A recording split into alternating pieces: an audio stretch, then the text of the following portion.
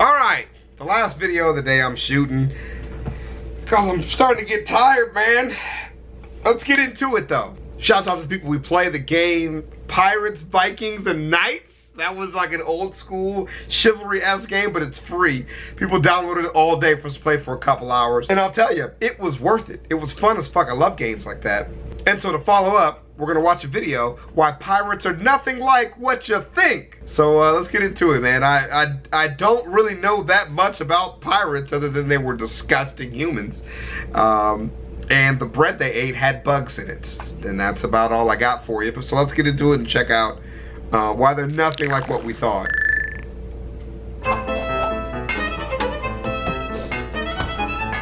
Oh, he does a lot of these type of things then.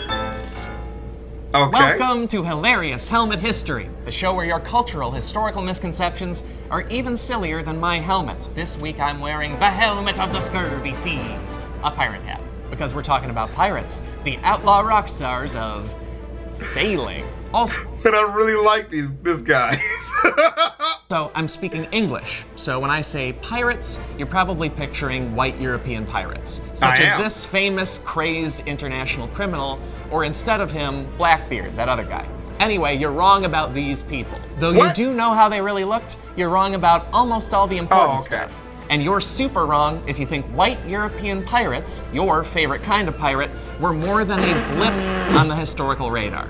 The piratey looking lame asses pirate were more than a blip on the barely even existed. Now I know that the Caribbean had a lot of pirating that happened because I mean a lot of those countries are shoreside, right? But I thought European pirates were very piratey, right? Historical radar. They barely even existed. Let's start with 1 and 2 here. You are kind of right about pirates, because almost all pirate lore and pop culture comes from a kind of right source. In 1724, the hit best-selling book, A General History of the Robberies and Murders of the Most Notorious Pirates, defined pirates in the minds of Western audiences. It defined pirates on its own, and as the main historical reference for Peter Pan and for Treasure Island, the 1950 movie version of which took a joke version of a regional British accent. Smart as pigs you be. And made it so global and so annoying, it's got an official made-up internet holiday.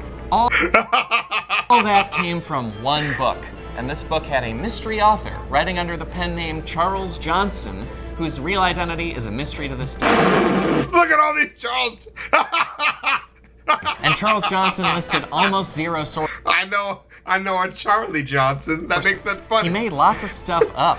However, according to Under the Black Flag, a book by actual historian David Cordingley, some of Johnson's book is accurate, because Johnson wrote it in pirate times. He used current newspapers as sources, and he tracked down eyewitness accounts of a few key things, such as the crazy style of the famed pirate Blackbeard. So because our dominant single source for pirate stuff is kinda accurate, our concept of them is kinda accurate too. For instance, Johnson said white European pirates dressed like guys of their time. And if you Google that era, if you Google guys in King Charles II's England, those guys will look piratey to you. Okay.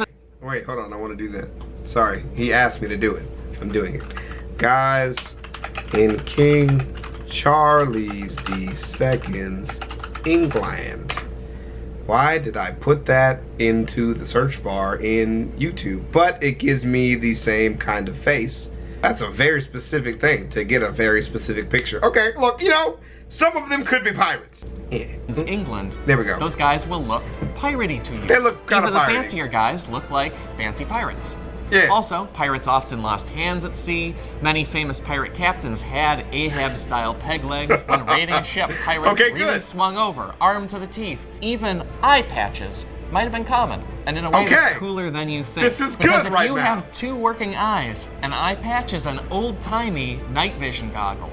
You wear it over one eye all day, that eye gets used to darkness, it's born in the dark. Yeah. That's like, eye patches are legit as fuck, actually. Then at night, you flip the patch up, boom, you're half of a Bane. And speaking of movies, the navies that pirates fought against were even bigger assholes than the Pirates of the Caribbean movies make them out to be. The real British Navy kidnapped people worldwide to force them to work as British sailors. It was a system called impressment, Yep. and that not impressive system got 3 out of 4 of its victims killed within 2 years of capture. Compared to that global... Also, a lot of black people had to work for them for no apparent reason. Let me reset my stuff. global Play, pause. government body snatching, you gotta root for pirates, right? Because they didn't work for the man. Yeah. They were outside of the man's, like free man's, except that they... I like that you failed at that so hard. Thank you. They did work for the man all the time. Most pirates were the man's entry-level employees. You see, Spain's Navy rode their Christopher Columbus, Discovery, and Gold Buzz into the 1600s. They dominated the Americas. The rest of Europe got jealous, so around the 1630s, France... Cat, my lordy. Guy, what do you want? Do you want food? What do you want from me? You gotta be washed? You gotta clip your nails? What is it? I gotta wash them or something, I don't fucking know. England and the Netherlands hired officially licensed pirates called privateers to attack Spanish ships, and kept hiring them and kept hiring them. Britain even did stuff like conquering Jamaica in 1655 to create more ports for British-backed pirates, not pirates. Europe's kings didn't agree to cut that out until the 1690s, at which point they downsized their privateers, and those unemployed guys stayed in business as the true pirates you're a fan of. Which means those British Navy guys who hate Jack Sparrow, they're mad at a phenomenon Britain's government created. Also, the kings crushed that phenomenon as fast as possible. By the 1720s, the major pirate captains were retired or dead. So, almost no pirates lived as true skull and crossbones style outlaws. Even that skull and crossbones flag is kind of made up. In his book, Life Under the Jolly Roger, historian Gabriel Kuhn says the first recorded use of a skull and crossbones was in 1700, about 25 years before piracy ended. Before that, the actual pirate attack flag was bright red. The French called that color Joli Rouge, and the English mangled that into the term Jolly Roger, because words are hard. And pirates almost... You're kidding! Because One Piece has got the Jolly Roger in it. I thought it was a thing forever. God damn it. Never did the romantic pirate stuff. They aimed to steal boring stuff, like food and medicine, not cool, impractical gold. When they did get gold, they spent it because gold is heavy, and burying treasure is weird and stupid. Also, movies claim that pirates built tons of lawless island party towns. In actuality, they built one of those called Port Royal. It existed for a few years before being hit by an earthquake, then hit by a tsunami, then hit by diseases that killed the survivors and spilled the drinks or whatever. Even pirate raids. Holy shit! No, go over that one more time. This is tragedy at its best.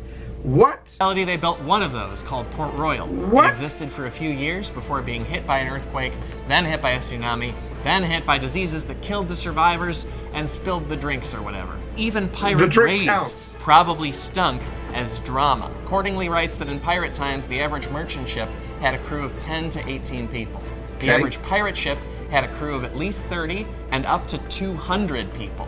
A pirate attack was unfair. The merchants usually just surrendered. And pop culture says pirate crews were super co-ed, full of female first mates and captains, played by the hottest babes. And I'm so sorry, that's not true. This is Charles Johnson's fault. He spent a lot of pages on Mary Read and Anne Bonny, 2 female European pirates, but they were practically the only ones. And a lot of writers romanticized piracy as a space that was so full of freedom, it was full of diversity.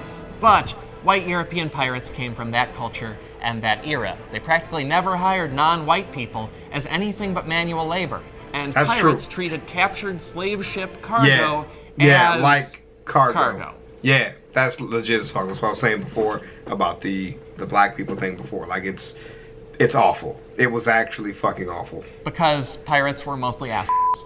Also, reminder, they were mostly not outlaws, and most importantly, if you love Jack Sparrow type outlaw badass rum pirates, I'm telling you, that was barely a thing at all. There were more than a couple of them for about 35 years. Timeline-wise, Western history has more than 3 times as many years of Pittsburgh Pirates baseball teams, many of them with much cooler outfits. Now, if you want to talk about pirate traditions in other parts of the world, oh hell yeah, that history is epic. If you watch this YouTube show, you know about Japan's Wuku, who were samurai pirates. If you listen to the Cracked podcast, you know about China's long tradition of massive pirate fleets, often led by women like Qing Shi, And we could do a whole nother hilarious home Then you history should do about the that. so-called Barbary pirates who conquered the Mediterranean, then founded a North African country that lasted into the 1800s and fought 2 wars against the United States. Yeah. Why are we not talking about that then? That is much cooler and less sad and depressing. Because it's my first time I've ever seen the channel. I don't know why you're not doing that now, but I'll find out why later. I'm sure. I'm just saying. Rhetorical question.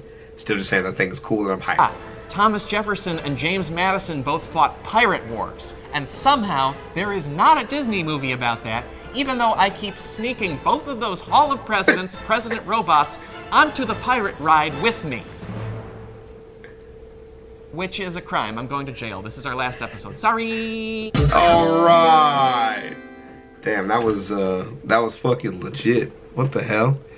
Thinking of being a pirate for Halloween? Well, you can keep the peg leg, but lose the gold. Historical accuracy always goes over great at parties. It does not.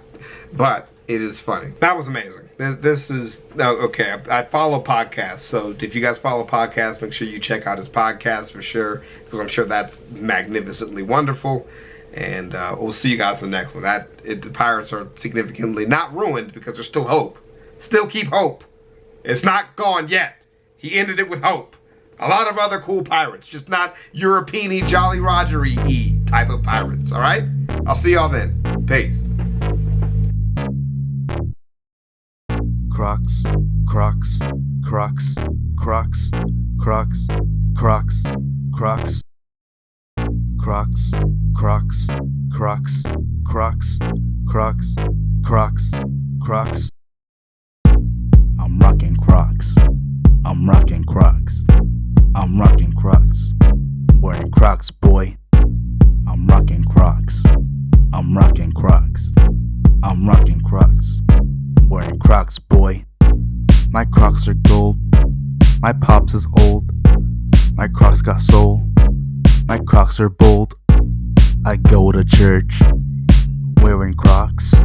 I'm always turned wearing Crocs. My Crocs are great. Your Crocs are lame. With my Crocs, I can cross a lake. Crocs, Crocs, Crocs, Crocs, Crocs, Crocs, Crocs, Crocs, Crocs, Crocs, Crocs, Crocs.